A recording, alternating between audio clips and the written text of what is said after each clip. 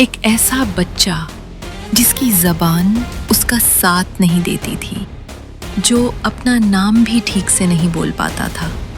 School में वो हर वक्त मजाक और तंज का टारगेट बनता था। उसके हाथ में एक एक्स्ट्रा अंगूठा था और डॉक्टरों ने कह दिया था, बेटा तुम कभी भी डांस नहीं कर सकोगे। लेकिन जिसे दुनिया ने वीकनेस समझा, उसने उसे अपनी स्ट्रेंथ बना लिया। रातों की नींद, दिनों की मेहनत, दुख, फेलियर्स और एंडलेस जिद्दोजहद, उसने सब कुछ बर्दाश्त किया। और आज वही बच्चा बॉलीवुड का वो नाम है जिसे दुनिया ऋतिक रोशन कहती है।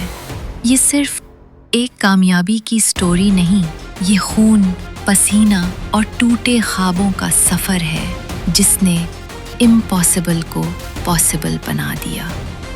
ये है ऋतिक रोशन की वो कहानी जो फिल्मों में नहीं दिखाई जाती। Pain, struggle, failure, victory. किसी आदमी को छोटा मत समझिए सर, क्योंकि हर छोटा कभी ना कभी बड़ा जरूर हो जाता है सर। आज हम एक जाने पहचाने चेहरे के पीछे की कहानी में झांक रहे हैं। वो कहानी जो शायद कम ही लोग जानते हैं। जी, ये किस्सा है ऋतिक रोशन का, लेकिन उस सुपरस्टार का नहीं जिसे आज सब जानते हैं, बल्कि उस लड़के का जिसने जिस्मानी और जज्बाती दोनों तरह की मुश्किलात देखी। बिल्कुल। तो मकसद सिर्फ ये नहीं कि कामयाबी कैसे मिली, बल्कि ये समझना है कि एक शर्मीला सा लड़का जो हकलाता था, जिसे जिस्मानी तौर पर भी शायद कमज़ोर समझा गया, वो बॉलीवुड का ग्रीक गॉड कैसे बन गया। सही। तो शुरुआत वहीं से करते हैं, बचपन से। 10 जनवरी 1974 पैदाइश हुई एक फिल्मी घराने में। वालिद राकेश रोशन। बज़ाहिर तो लगता है सब सेट था, मगर असल में ऐसा नहीं था। एक तो वो दाएं हाथ में इजाफी अंगूठे वाली बात थी, जिस पर वो खुद भी हैरान होते होंगे बचपन में। हाँ, लेकिन इससे बड़ा चैलेंज था वो बोलने में लुकनत। जी, और ये सिर्फ मतलब बोलने में अटकना नहीं था।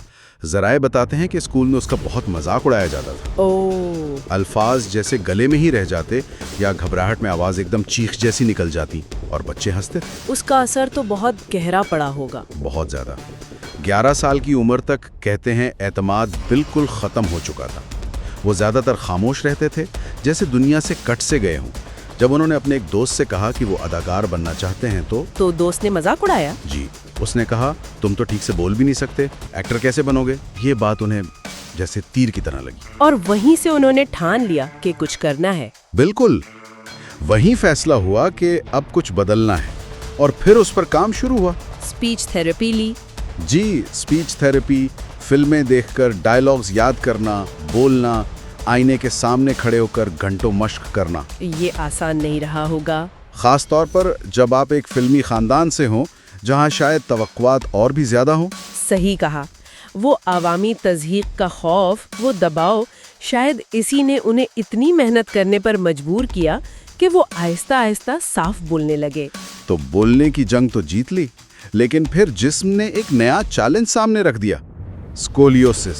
हाँ, जवानी में पता चला कि रीढ़ की हड्डी टेढ़ी है, स्कोलियोसिस। और डॉक्टर्स ने यहाँ तक कह दिया कि शायद कभी डांस ना कर पाए। तसव्वुर करें, एक नौजवान जो एक्टर बनना चाहता है, डांस जिसका इतना अहम हिस्सा है, उसे ये कहा जाए। तबाहकुन खबर थी यकीनन। एक लम्हे को तो लगा होगा कि सब खत्म हो गया, लेकिन जराए बताते हैं कि वक्ती मायूसी हुई मगर हार नहीं मानी। फिर क्या किया? जिम ज्वाइन किया, सख्त मेहनत शुरू की, खास तौर पर कमर को मजबूत बनाने पर फोकस किया। और नतीजा? आज वो बॉलीवुड के बेहतरीन डांसर्स में से एक हैं। बिल्कुल, वही लड़का जिसे कहा गया था डांस नहीं कर सकेगा, आज उसका डांस देख के कोई कह नहीं सकता। हर परफॉर्मेंस जिसमें शायद तकलीफ भी छुपी हो, वो एक खामोश जीत है उस मेडिकल पेशगोई पर। और एक्टिंग में आने से पहले वो कैमरे के पीछे भी तो थे, है ना? जी, असिस्टेंट डायरेक्टर के तौर पर काम किया अपने वालिद की फिल्मों में, किंग अंकल, कोयला, करण अर्जुन। वहाँ क्या करते थे? मतलब सिर्फ डायरेक्शन सीख रहे थे या? नहीं, हर तरह का काम, चाय बनाने से लेकर क्लैप बोर्ड यानी स्लेट पकड़ने तक, कैमरों की तारें संभालने तक सब कुछ किया, और बगैर किसी शिकायत के। ये तो बड़ी बात है। हाँ, और ये सिर्फ काम नहीं था, ये असल में तैयारी थी। वहीं से वो एक अदाकार के तौर पर खुद को तैयार कर रहे थे, खामोशी से। ये मुशाहिदा करने का, सीखने का दौर था। बड़े अदाकारों को देखना, सेट का माहौल समझना, बिल्कुल फिल्म मेकिंग का पूरा अमल अंदर से समझ रहे थे। ये आजिज़ी और सब्र ये बाद में बहुत काम आया होगा। और फिर आया साल 2000। कहो ना प्यार है, क्या धमाका था वो। ओहो बिल्कुल, वो तो यूं समझे एक तूफान था।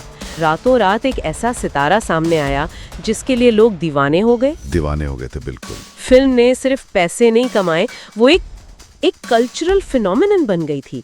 मतलब सिर्फ हिट फिल्म नहीं थी, वो एक जुनून था। हाँ, और उस जुनून की वजह सिर्फ कहानी तो नहीं थी ना, ऋतिक की अदाकारी, उनका डांस, ओहो, और वो लुक्स, एक मुकम्मल पैकेज था। एकदम से सबके दिलों पर छा गए। जी। लेकिन इतनी जल्दी जो शोहरत मिलती है उसके अपने चैलेंजेस भी होते हैं ना। यकीनन होते हैं। कहो ना कि फौरन बाद जो फिल्में आई, जैसे यादें थीं, मुझसे दोस्ती करोगे, या वो मैं प्रेम की दीवानी हूँ, हाँ हाँ, वो जादू नहीं चला सके। तो फिर तनकीद शुरू हो गई, वन फिल्म वंडर कहा जाने लगा। ओह जी, तो ये ऋतिक के लिए यकीनन एक मुश्किल वक्त था। उनकी सलाहियत पर सवाल उठने लगे थे। ये तो बहुत मुश्किल होता होगा, इतनी ऊंचाई से एकदम नीचे आना। लेकिन फिर 2003 आया और कोई मिल गया, उसने तो सब कुछ बदल दिया। बिल्कुल। और ये एक बड़ा रिस्क था, ज़हनी तौर पर एक बिल्कुल मुख्तलिफ किरदार। सुना है कई लोगों ने मना भी किया था कि ये मत करो। और देखें, यही वो फैसला था जिसने उनके कैरियर को एक नई सिमत दी, एक पायदार सिमत।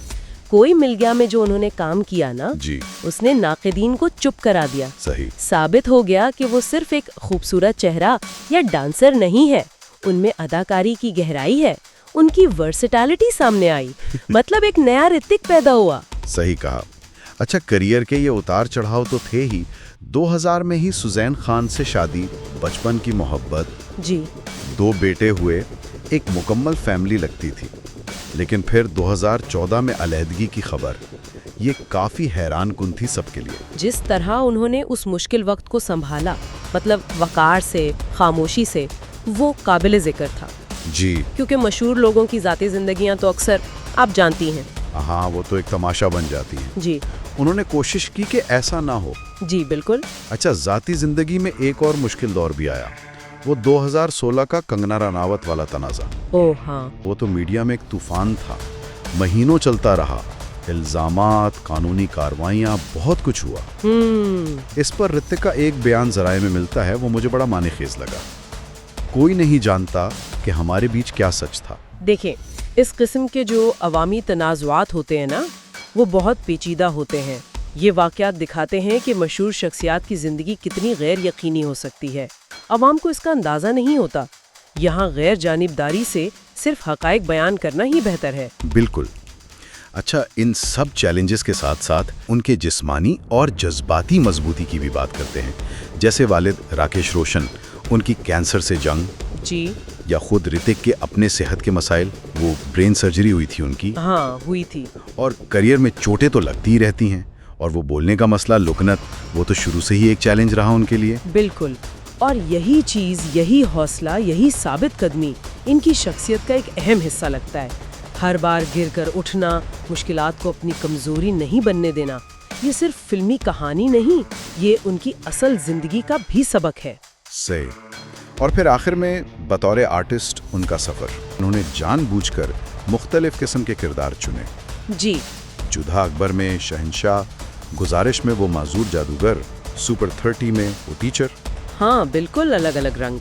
तो ये सिर्फ हिट फिल्में करने की दौड़ नहीं लगता है कि वो अपने फ़न को वाकई फैलाना चाहते हैं। और इसी बात से जुड़ी एक और दिलचस्प चीज़ वो ये कि इन्होंने पिंक पैंथर 2 जैसी या फास्ट एंड फ्यूरियस जैसी बड़ी इंटरनेशनल ऑफर्स भी ठुकरा दी।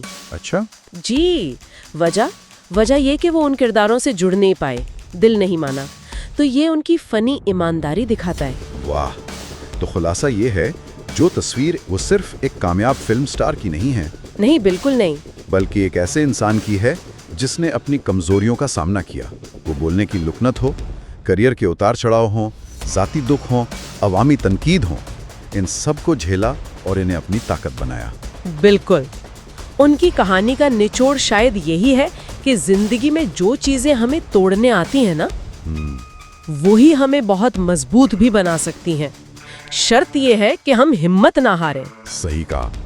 और ये बात हमें सोचने पर मजबूर करती है, कैसे ऋतिक ने अपनी एक बड़ी रुकावट, वो बोलने की दिक्कत, जी, उसे ना सिर्फ कबूल किया बल्कि अपनी पहचान का हिस्सा बनाकर दूसरों के लिए एक मिसाल बने। तो क्या इसी तरह हर कोई अपनी किसी ऐसी कमजोरी, जिसे वो कमजोरी समझता है, या किसी चैलेंज को अपनी सबसे बड़ी ताकत में नहीं बदल सकता?